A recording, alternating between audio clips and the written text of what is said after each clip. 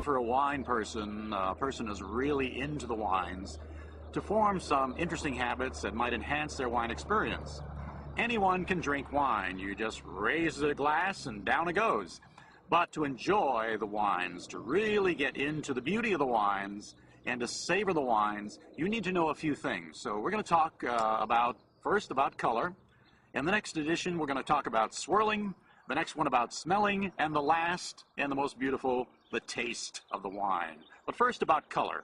I want you to pour some wine about a third of the way into the glass. Make sure it's no more than a third, into a nice wide bowled glass.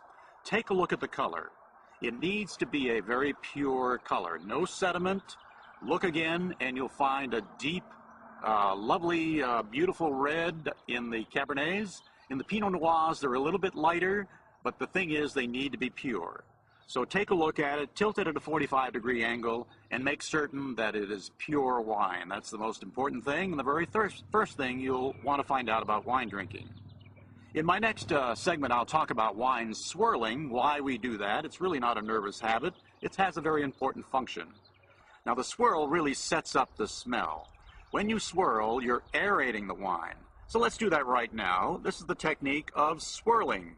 And I'm looking at the wine now as it swirls, and the important thing to me is that not only is it aerating, collecting the bouquet of the wine, it's showing me the wine's legs. Difficult to see right now, but what you see basically is residue, a little bit of the wine left on the inside of the glass.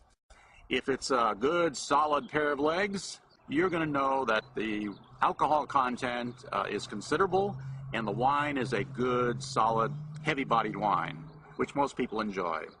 The first element in the bouquet of wine is to get your nose down into the wine glass. I mean, let's be serious about it. Let's get right down in there, and I want you to inhale several times, very sharp inhalations, so you can get the aroma into your sinuses, into the mouth, to prepare you for the main event, which is the taste. So, short, sharp inhalations, look at the wine, then smell the wine. You're setting yourself up for that lovely taste to come. Lovely. You may smell flowers, you may smell minerals, you may smell the earth, several things. Actually, individuals have over 200 different ways to smell wine. Don't count them. You may not reach 200.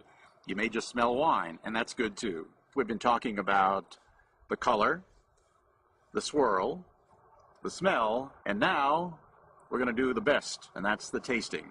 It's a four-part harmony, you might say. Each one depends on the other.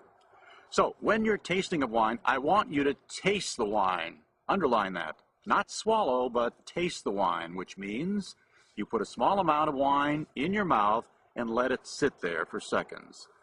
Each of your taste buds will get a chance to absorb the fine qualities of this wine. The last element, we'll put a little tag on that, is the swallow. If a wine is truly terrific and will taste wonderfully, it will leave a wonderful finish in your mouth, leaving perhaps a number of seconds of taste, maybe even a minute if you're fortunate. Those are the four elements of wine tasting. Remember them. It will elevate you from a wine drinker to a wine connoisseur or aficionado.